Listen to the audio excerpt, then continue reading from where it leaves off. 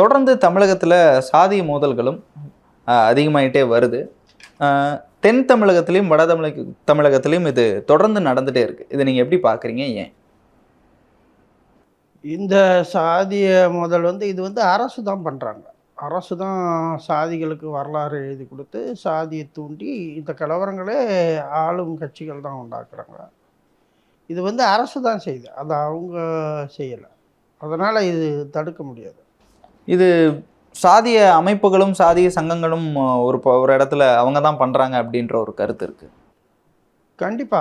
சாதி சங்கங்களை சாதி ரீதியா சலுகை குடுத்து, அவங்கள சாதிக்கு வரலாறு எழுதி குடுத்து, உங்களுக்கு பாடத்திட்டத்திலே அத கொண்டு வந்து, அவங்கள தூண்டி விடுறது அதுதான்.